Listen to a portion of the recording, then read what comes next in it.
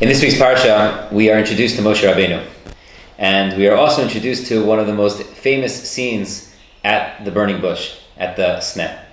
And the Pasuk says something quite fascinating, and I think it alludes to a certain attribute of Moshe Rabbeinu, which is something that we can definitely learn from.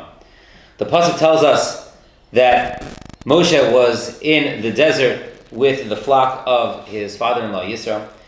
Vayira malach Hashem elav belabas eish mitoch hasneh.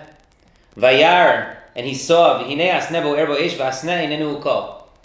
And he saw that the bush was burning, but somehow the bush wasn't really. Vayomer Moshe, and Moshe says, Asura naver es hamareh agadol hazeh. I'm going to go, I'm going to turn, I'm going to see what exactly is going on over here.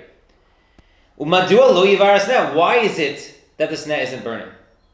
Vayar Hashem kisar liros. Vayikro elav elokim mitoch hasneh vayomer Moshe vayomer hineni. And HaKadosh Baruch Hu sees that Moshe Rabbeinu turns and calls to him. Now there are 5 words that seem to be completely superfluous, which is Vayar Hashem kisar liros. HaKadosh Baruch Hu saw that Moshe Rabbeinu turned, and then he called him. Of course HaKadosh Baruch Hu saw. Why is the pasuk coming specifically to tell us that HaKadosh Baruch Hu saw Moshe turn? It almost seems to allude to the fact that if Moshe Rabbeinu wouldn't have turned, then HaKadosh Baruch Hu wouldn't have called out to him. HaKadosh Baruch Hu wouldn't have said, Moshe, Moshe, for Moshe to respond, Hineni. And I think one of the things that are alluded to here is this concept that Moshe, or this attribute that Moshe Rabbeinu had in terms of his ability of re'iyah, his ability to see.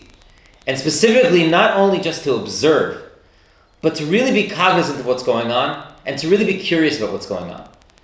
Moshe Rabbeinu, what was he curious about?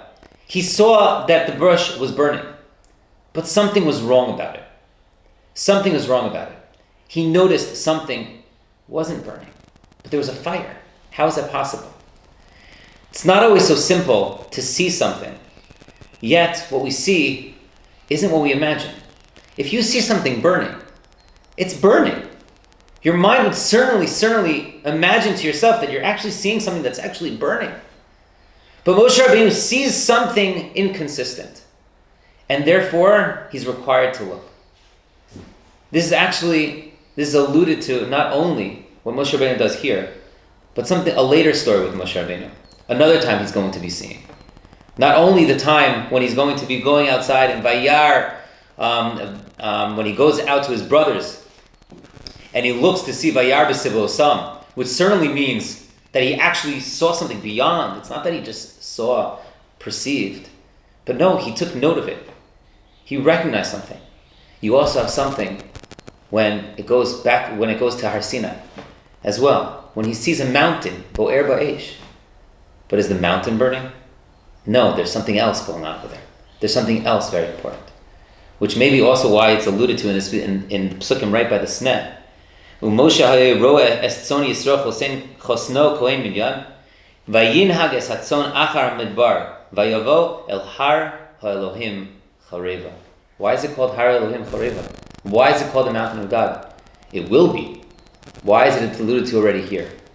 Because these instances and these events are certainly tied together. And Moshe Rabbeinu, his attribute and his ability to see beyond the superficial, see beyond the circumstance that's in front, but really understand, appreciate, and internalize.